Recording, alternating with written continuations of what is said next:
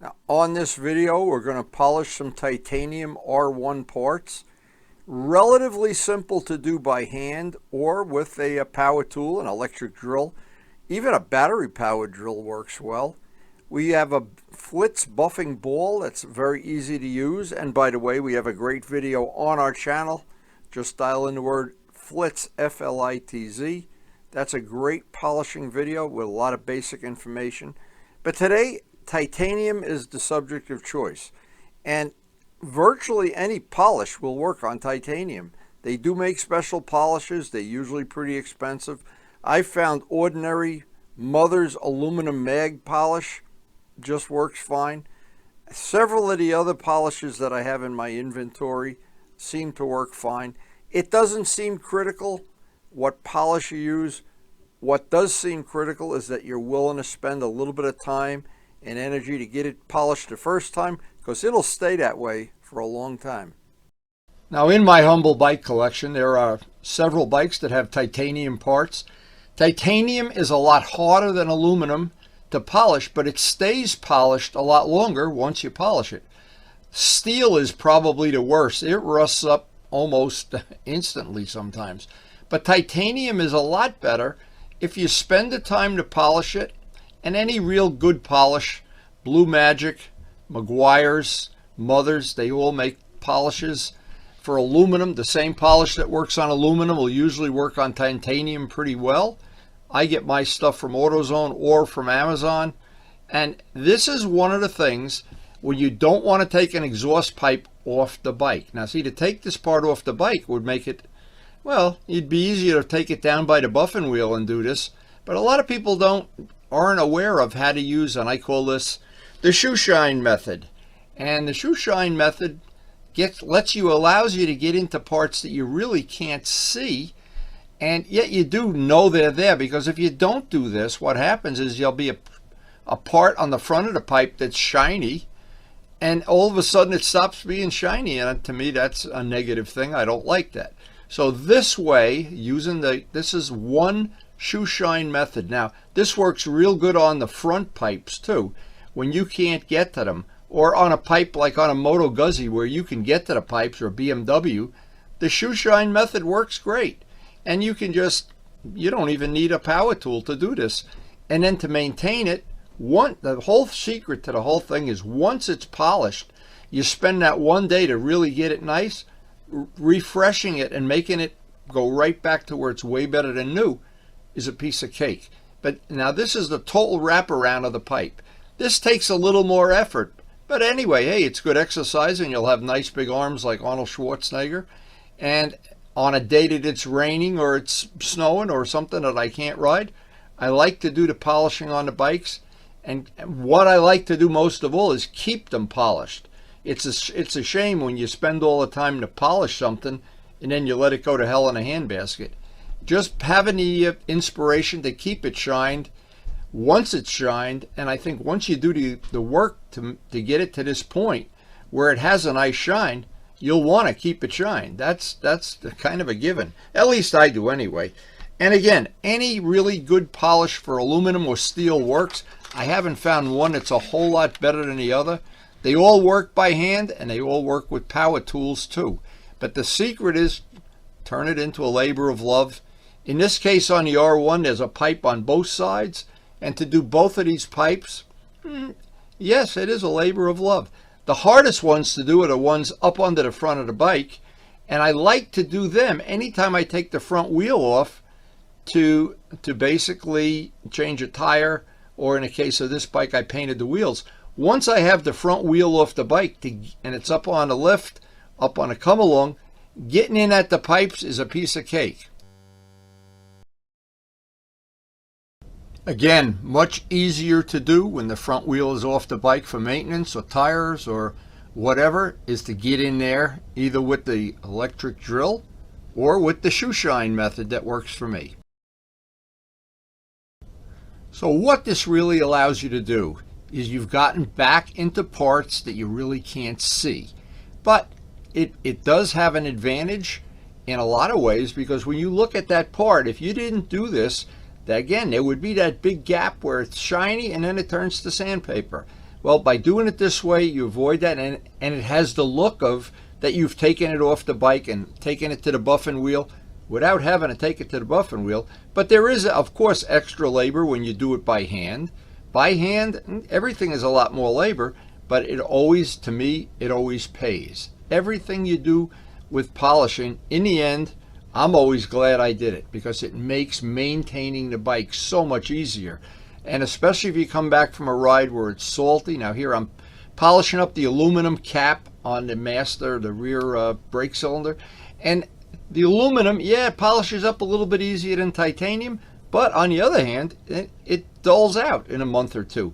Well, all the brackets that I made, this is an exhaust system I made that is on the bike, and I had to make the brackets. I made them out of aluminum, and they need constant maintenance. But I don't mind the maintenance because I love the fact I come back from a ride where the roads are wet or salty or dirty, and I can clean the whole bike up in a fraction of the time it would take as if I had everything on the bike flat black or flat or rough. But just keep in mind that any part you can take off the bike, the option it gives you when you take it off, you can get the parts you can't get if you don't take it off. You can also go to the buffing wheel and where it'll be a little bit quicker than using the electric drill. But even using the electric drill, it's a great way to do this. So even on the R1, these are little parts that just come off with a few fasteners. Take them right down to the buffing wheel. But the exhaust system, taking it off is a lot of work, so I like to use the shoe shine method. And on parts I can take off the bike, and it's good to know which you can and which you can't.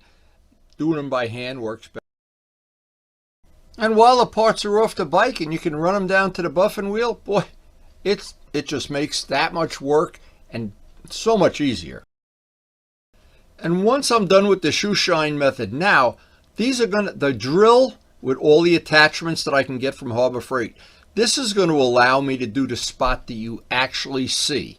The part you actually see where it's going to pick up light from the sun or from the lighting available. And then that part I can do with the drill. I can get at it. It's very easy, especially the front. The front pipes I can get in with that buffing pad. But I know I've got the whole pipe done all around too, and I won't have that what I call the edge where it's polished and it's not polished. And boy, on bikes that you can get to the exhaust system very easily, like the 650 that I have, it makes it so much easier. And on older bikes like the old Hondas and my GS, the exhaust system was part of the whole look of the bike. And once it starts to rust, and whether it's steel, chrome, titanium, aluminum, having these parts polished, they just keep a bike looking new long after the time when you think, oh, this is going to be an antique that's rusty and everything. I have bikes in the collection that are over 40 years old now, and I like to think they look better than if they were still at the showroom.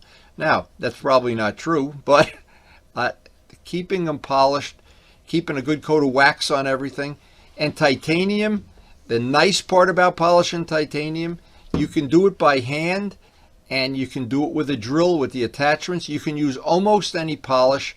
And yes, it is a tremendous labor of love to polish it.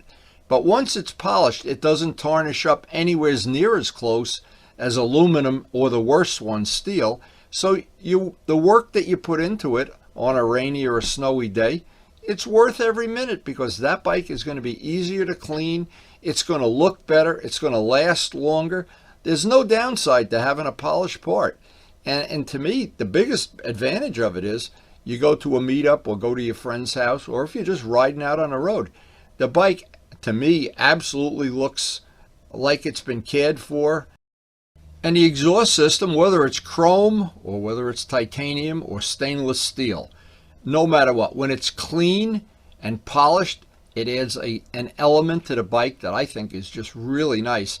And in this case, I've had an aluminum muffler on the bike. I've had the Norton muffler that's chromed, and I've had a stainless steel muffler. They look to me, no matter what exhaust system you have, it always looks better if you put it to the buffing wheel or polish it by hand. It always looks better.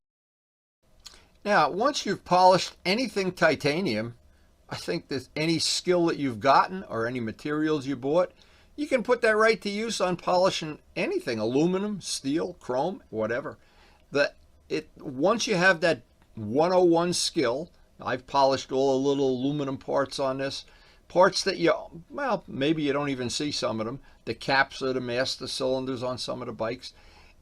And again, it's so easy if you can take it off the bike. That changes everything. But it's easier. The purpose of the video is to show how to do it while it's still on the bike with that shoe shine method.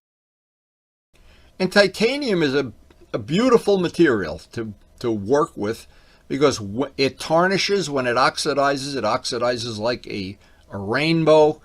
I think it looks real nice when it starts to turn those yellow, red, green colors. And that's from different temperatures that cause that to happen. It has that rainbow effect. Some of the muffler manufacturers even have that. Now, I like to polish things. To me, it's a labor of love, but I always like the fact that when I'm done, parts that came from the factory, even at swing arm, which is on a separate video, it adds something to the bike. It sets it apart in a crowd. It never costs a lot of money. Polishing parts is one of the things that almost costs no money at all. It's just labor that you pay for. And on a bike like the R1, there are a lot of little bolts that come off and screws and little covers and the muffler brackets. And when I'm done with it, I always think I've just made the bike a little unique. And every time I park next to one that isn't polished, I'm always glad I polished the stuff that I did. But it is, and you always have to keep in mind, it really is ultimately just a labor of love. And it's something, if you don't enjoy doing it, maybe it's not worth it. But if you enjoy it, it'll make your day complete. Now, if you're new to our channel, we have a very, very eclectic channel. One of the new features we have now is some of the videos are grouped into groups that you can access all the videos for one category in one mouse click.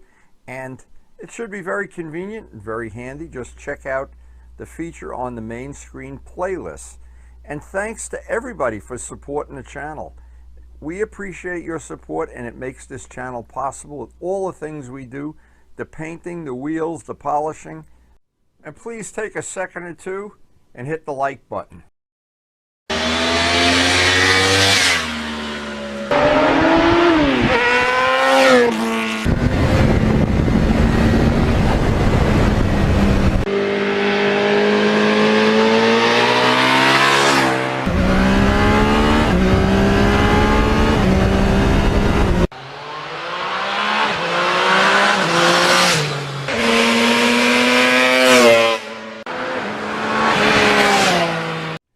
And thanks everyone for watching.